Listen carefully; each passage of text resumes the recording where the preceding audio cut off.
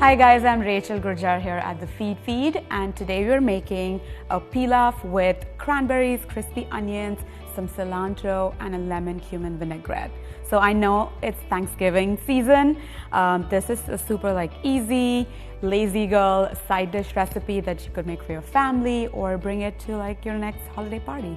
All right, let's get started. I have some long grain basmati rice here that I've washed till the water ran clean. We have chopped nuts, these are pecans, some almonds, dried cranberries, cumin seeds. We're gonna juice these lemons later. Shallots, garlic, cilantro, and olive oil. We're gonna start by cooking our rice. I have my washed long grain basmati rice. Super important to use long grain and wash it really well because we want it to not stick to each other when we throw the pilaf together later. Another trick while cooking rice that I personally like to use is I always add just a little bit less water than what's recommended on the package. I'm ensuring that my rice is not going to be too sticky, and I like to cook it heat off the last 5 minutes, and then just a little bit of salt.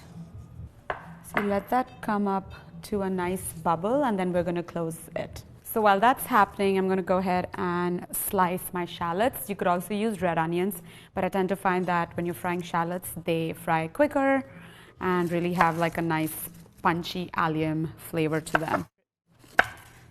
Also, another tip, if you are too lazy to fry your own shallots, sometimes when I'm not feeling extra, I go to any ethnic supermarket and you can buy ready-made ones. They're also pretty good.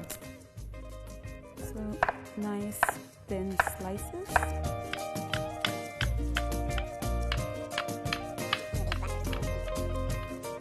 Don't cry, Rachel. I know. I'm always the one chopping onions on camera and then crying. It's a very emotional experience for me. So it looks like our rice is come to a bubble. I'm going to close this. You turn the heat down and we're going to let that kind of gently simmer away till the rice is completely cooked. Okay, moving on to our shallots. It's time to fry them. So my oil is at about 350. You got to work fast when you're doing this. It's really easy to burn them. And again, if you don't want to do this, just buy the ready-made ones. They're very tasty as well. So my oil is hot. I'm going to plop our shallots in. Wait till they turn golden brown. I really love the smell of onions and shallots. Okay, they're very close now. These look decent. They're going to continue to cook even when I take them out of the pan. Time to make our dressing or vinaigrette. I'm going to keep it super simple just because there's already a lot going on in terms of flavors and textures. You just want a little bit of tang. Let's juice these lemons in this bowl.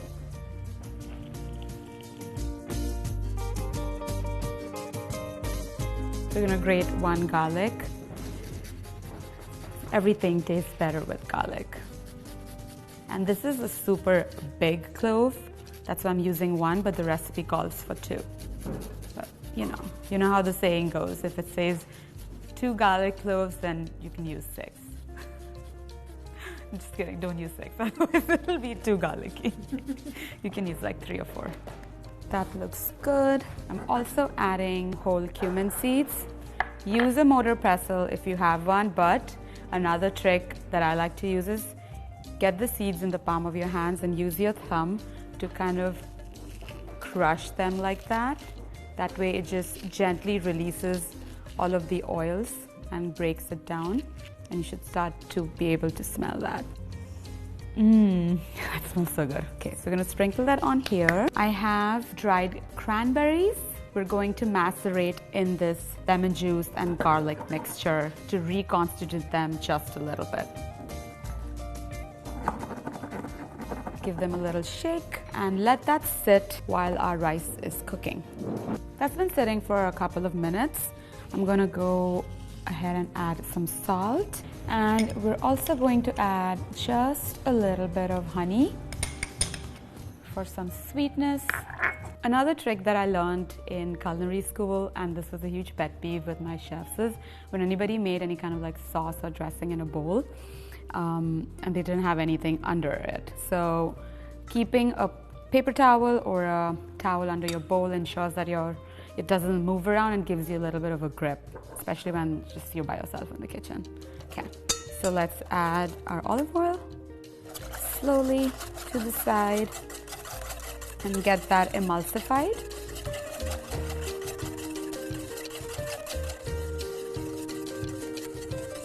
I love fresh herbs. I'm using cilantro here, but feel free to use whatever you have on hand. I think parsley and mint or even chives would go great in this recipe.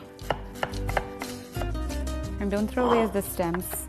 You can use it if you make chutney or throw it into your stock. Let's set that aside and take a look at our rice. So, oh my God, look how fluffy that is. Exactly what we were looking for. So give that a nice little fluff and turn over to make sure everything is nice and separated. I'm going to bring this over and we can assemble. I'm going to add some toasted chopped almonds. Save some for garnish on top later. Also adding some toasted and chopped pecans. Save some for garnish later.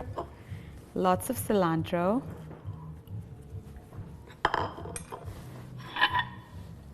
Our crispy shallots.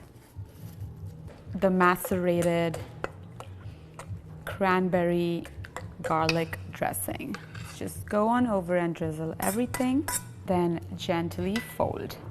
Super like holiday. There's some crunch going on because of all of the nuts. It's a little bit tangy and sweet. It'll basically go perfect with any dish. If you wanted to make this vegan, you could use maple syrup or a sweetener of your choice. Okay, I'm gonna go ahead and put this in a serving bowl. All right, let's plate.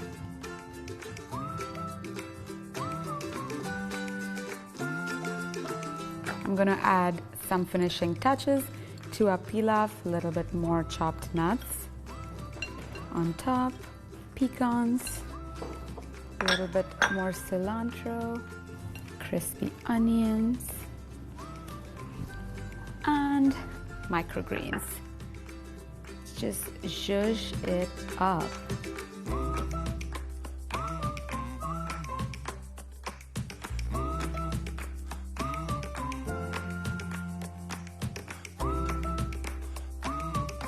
Time to try.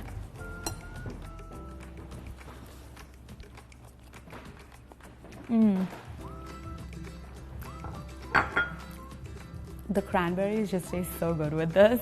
There's a little bit of crunch from all of the nuts, the shallots, and a little hint of garlic and cumin in the back. This is delicious. I think I'm definitely making it for my Thanksgiving dinner. That's it, guys. Thank you so much for watching. If you want this recipe, go to thefeedfeed.com. Once again, this was a pilaf-style rice with crispy onions, cranberries, cilantro, and like a lemon cumin dressing. I hope you'll make it for your family and tag us if you do. I'll see you again next time. Bye.